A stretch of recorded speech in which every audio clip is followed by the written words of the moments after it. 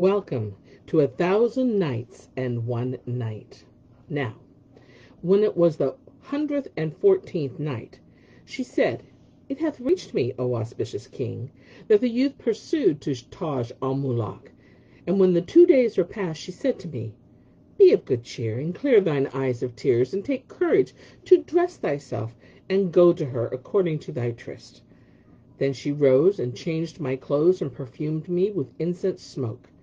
So I braced myself up and heartened my heart, and went out and walked on till I came to the by street, where I sat down on the bench awhile. And behold, the wicket suddenly opened, and I looked up, and seeing her, fell down in a swoon. When I revived, I called up resolution and took courage, and gazed again at her, and again became insensible to the world around me. Then I came to myself and looked at her, and saw that she held in hand a mirror and a red kerchief. Now when she caught my glance, she bared her forearms, and opened her 5 fingers, and smote her breast with palm and digits. After this she raised her hands, and holding the mirror outside the wicket, she took the red kerchief, and retired it into the room without, but presently returned, and putting out her hand with the kerchief, let it down towards the lane 3 times, dipping it and raising it, as it is often. Then she wrung it out, and folded it in her hands, bending it down her head the while, after which she drew it from the lattice, and shut the wicket shutter, and went away without a single word. Now she left me confounded, and knowing not what signified her signs. I tarried, sitting there till supper time, and did not return till near midnight. And there I found the daughter of my uncle, with her cheek propped on her hand, and her eyelids pouring forth the tears. And she was repeating these couplets: Woe's me!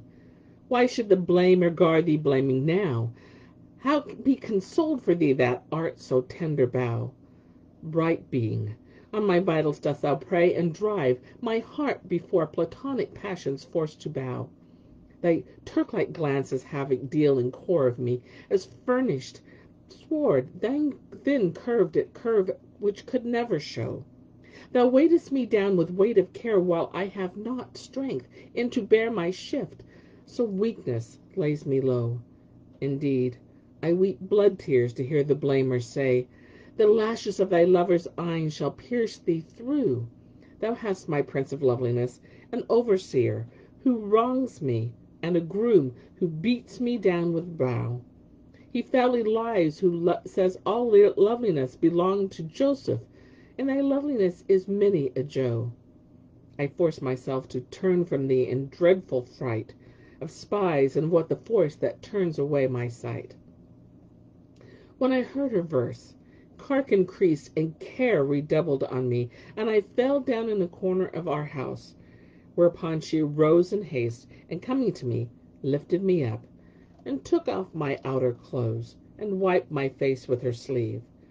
Then she asked me what had befallen me, and I described all that had happened from her.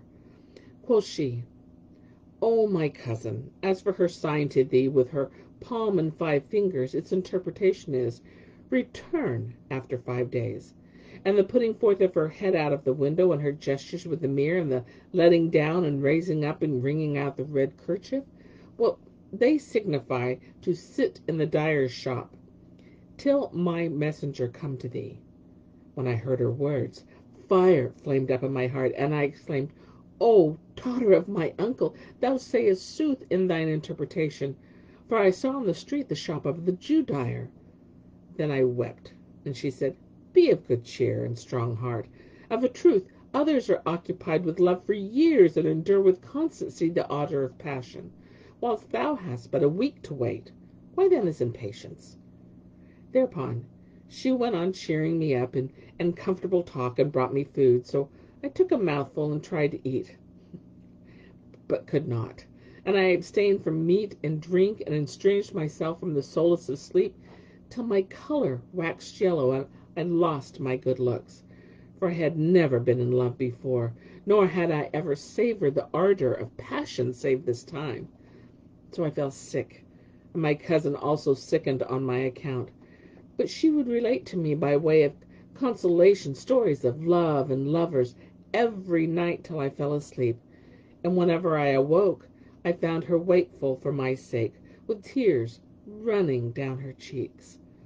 This ceased not till the 5 days were past, when my cousin rose and warmed some water and bathed me with it. Then she dressed me in my best and said to me, Repair to her, and Allah fulfill thy wish, being thee to thy desire of thy beloved. So I went out and ceased not walking on till I came to the upper end of the by-street. As it was the Sabbath, I found the dyer's shop locked, and sat before it till I heard the call to mid-afternoon prayer.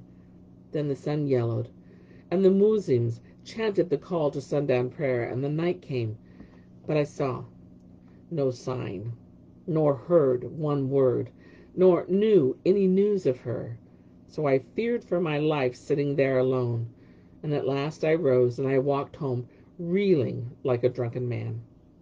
When I reached the house, I found my cousin Azizah standing with one hand grasping a peg driven into the wall, and the other on her breast, and she was sighing and groaning and repeating these couplets: I long of an Arab lass forlorn of kith and kin, who to Hijaz and willow wand and myrtle doth incline, and who, when meeting caravan, shall with love low set light to bivouac's fire, and bring for drink her tears of pain and pine.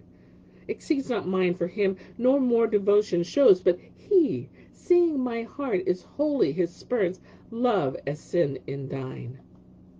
Now, when she had finished her verse, she turned to me, and seeing me, she wiped away her tears, and my tears, with her sleeve.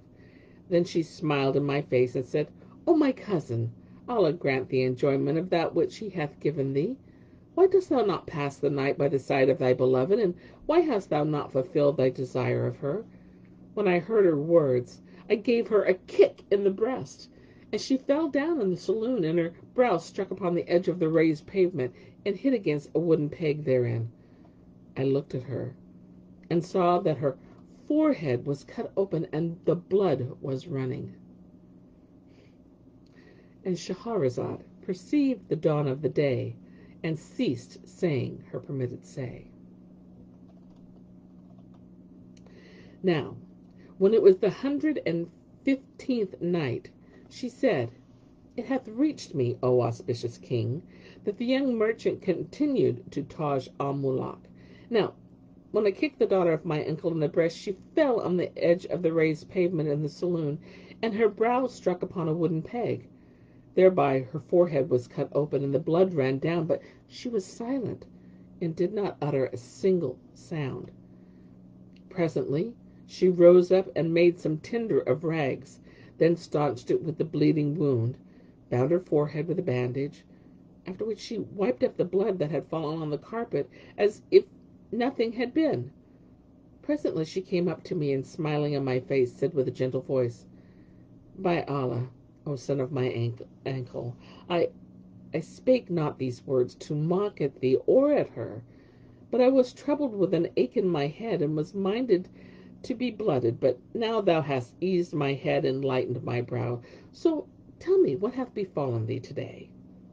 Thereupon I told her all that had passed between me and her that day, and she wept as she heard my words, and said, O son of my uncle, rejoice at the good tidings of thy desire being fulfilled, and thine aim being attained.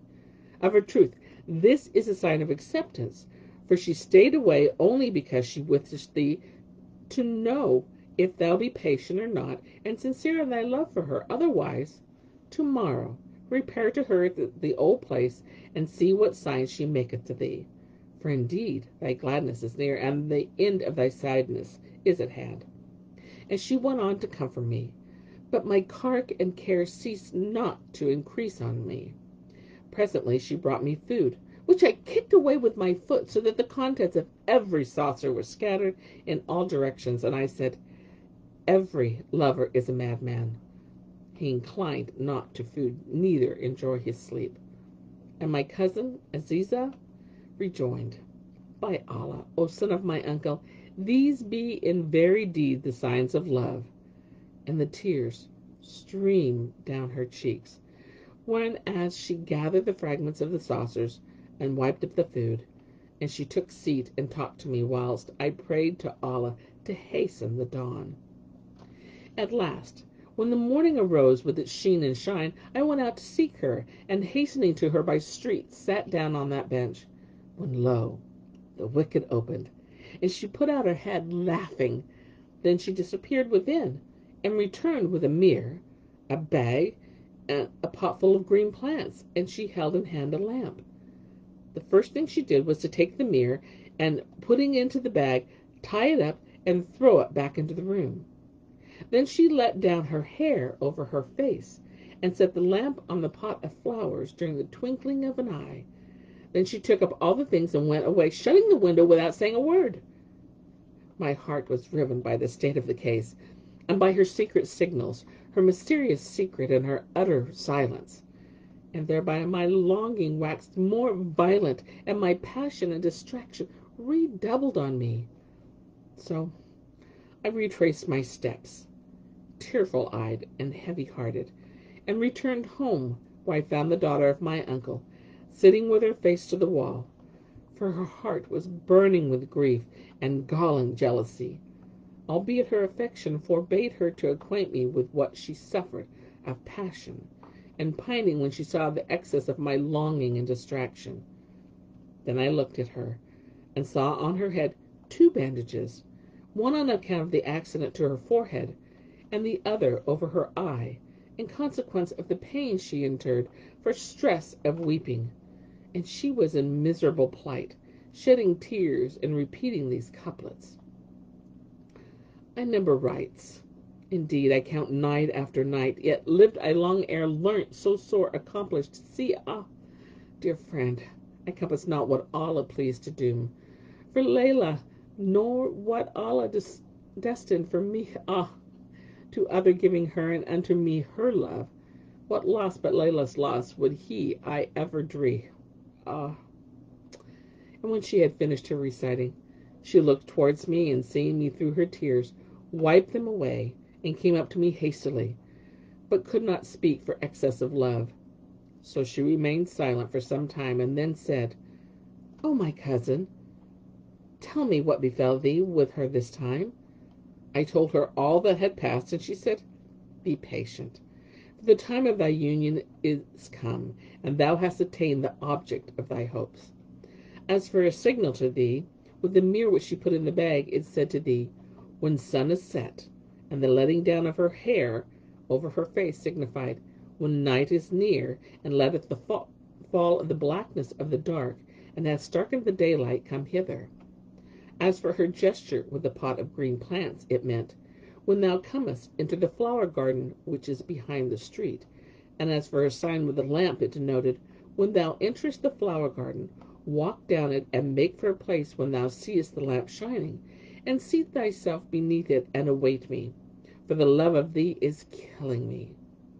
When I heard these words from my cousin, I cried out with excess of passion, and said, How long wilt thou promise me, and I go to her, but get not my will, nor find any true sense in thine interpreting? Upon this she laughed, and replied, It remaineth for thee but to have patience during the rest of this day, till the light darken and the night darken, and thou shalt enjoy union and accomplish thy hopes. And indeed, all my words be without leashing. Then she repeated these 2 couplets: Let days their folds and plies deploy, and shun the house that deals annoy. Full oft with joys seen farthest far, thou night moist art to hour of joy. Then she drew near to me, and began to comfort me with soothing speech, but dared not to bring me out of food, fearing lest I be angry with her, and hoping I might incline to her. So when coming to me, she only took of my upper garment, and said to me, Sit, O my cousin, that I may divert thee with talk till the end of the day, and Almighty Allah willing, as soon as it be night, that thou shalt be with thy beloved. But I paid no heed to her, and ceased not looking for the approach of darkness, saying, O Lord, hasten the coming of the night. And when night set in, the daughter of my uncle wept with sore weeping, and gave me a crumb of pure musk, and said to me, O my cousin, put this crumb in thy mouth, and when thou hast won union with thy beloved, and hast taken thy will of her, she hath granted thee thy desire, repeat to her this couplet. Ho, lovers, oh, by Allah say me sooth, what shall he do when love sore vexeth youth? And she kissed me, and swore me not to repeat this couplet till I should be about to leave my lover. And I said, hearing is obeying. And when it was supper tide, I went out and ceased not walking on till I came to the flower garden, whose door I found open. So I entered, and seeing a light in the distance, made towards it, and reaching it, came to a great pavilion, vaulted over with a dome of ivory and ebony, and the lamp hung from the midst of the dome. The floor was spread with silken carpets embroidered in gold and silver, and under the lamp stood a great candle, burning in a candelabrum of gold. In mid-pavilion was a fountain, adorned with all manners of figures, and by the side stood a table covered with silken napkin, and its edge a great porcelain bottle full of wine, with a cup of crystal inlaid with gold. Near all these was a large tray of silver, covered over. When it uncovered, I found therein fruits of every kind, figs and pomegranates, grapes and oranges, citrons and shaddocks, disposed amongst an infinite variety of sweet-scented flowers, such as rose, jasmine, myrtle, eglantine, narcissus, and all sorts of sweet-smelling herbs. I was charmed with the place, and I joyed with exceeding joy, albeit I found not a living soul, and my grief and anxiety ceased from me. And Shahrazad perceived the dawn of the day, and ceased to say her permitted say.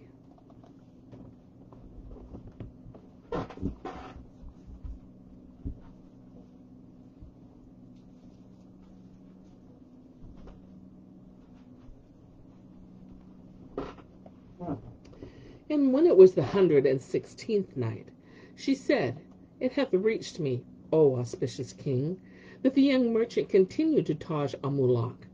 I was charmed with the place, and joyed with great joy, albeit that I found not a living soul of Almighty Allah's creatures, and saw nor slave nor handmaid to oversee these things, or to watch and ward these properties.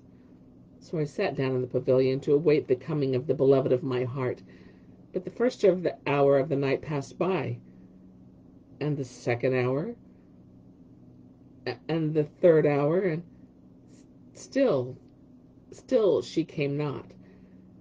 Then hunger grew sore upon me, for all that it was long since I had tasted food by reason of the violence of my love.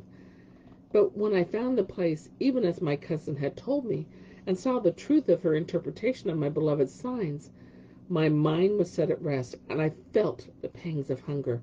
Moreover, the odor of the viands and the table excited me to eat. So, making sure of attaining my desire and being famished for food, I went up to the table and raised the cover, and found in the middle a china dish containing 4 chickens reddened with roasting and seasoned with spices, round the which were 4 saucers, one containing sweetmeats, another a conserve of pomegranate seeds, a third almond pastry, and a fourth honey fritters. And the contents of these saucers were part sweet and part sour.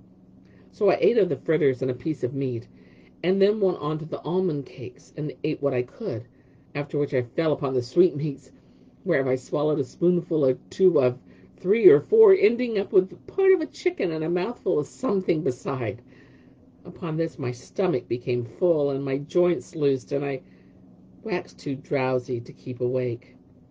So I laid my head on a cushion after having washed my hands, and sleep overcame me. I knew not what had happened to me after this. I awoke not till the sun's heat scorched me, for that I never once tasted sleep for days past. When I awoke, I found on my stomach a piece of salt and a bit of charcoal. So I stood up, and I shook my clothes and turned to look right and left, but could see no one, and discovered that I had been sleeping on the marble pavement without bedding beneath me. I was perplexed thereat and afflicted with great affliction. The tears ran down my cheeks, and I mourned for myself. Then I returned home, and when I entered, I found my cousin beating her hand on her bosom and weeping tears like rain shedding clouds. And she versified these couplets: blows from my lover's land a zephyr coolly sweet, and with it every breath making olden love now glow. O zephyr of the morning hour, come show to us each lover hath his lot, his share of joy and woe. Could I but win one dearest wish we had embraced, with what embrace and clip of breast fond lovers know. Allah forbids, while bides unseen my cousin's face, all joys the world can give or hand or time bestow. Would heaven I knew his heart would like this heart of me, melted by passion flames and charged with longing low. When she saw me, she rose in haste and wiped away her tears, and addressed me with her soft speech, saying, O son of my uncle, verily Allah hath been gracious to thee in thy love, for that she whom thou lovest loved thee, whilst I passed my time in weeping and bewailing my severance from thee, who blamest me and chideth me. But may Allah not punish thee for my sake. Thereupon she smiled in my face a smile of reproach and caressed me. Then taking off my walking clothes, she spread them out and said, By Allah, this is not the son of one who hath enjoyed his lover. So tell me, what hath befallen thee, O my cousin? I told her all that had passed. She smiled again a smile of reproach and said, Verily, my heart is full of pain, but may he not live who would hurt thy heart. Indeed, this woman maketh herself inordinately dear and difficult to thee, and by Allah, O son of my uncle, I fear for thee from him. Know, O my cousin, that the meaning of the salt is thou wast drowned in sleep like an insipid food, disgustful to the taste. And it is though she said to thee, It behoveth thou be salted, lest the stomach eject thee, for thou professest to be of the lovers noble and true, but sleep is unlawful, and to a lover that lieth, for she saw thee asleep, yet aroused thee not, and were her love for thee true, she would have indeed awoken thee. As for the charcoal, it means, Allah blacken thy face, for thou makest a lying pretense of love, whereas thou art naught but a child, and hast no object in life other than eating and drinking and sleeping. Such is the interpretation of her signs, and may Allah Almighty deliver thee from her. When I heard my cousin's words, I beat my hand upon my breast and cried out, By Allah, this is the very truth, for I slept, and lovers sleep not. Indeed, I have sinned against myself, for what could have wrought me more hurt than eating and sleeping? Now what shall I do? Then I wept sore, and said to the daughter of my uncle, Tell me how to act, and have pity on me, so Allah may have pity on thee, else I shall die. As my cousin loved me with very great love. And Shahrazad perceived the dawn of the day, and ceased saying her permitted say. And so do I cease the telling of this tale, until it be morrow.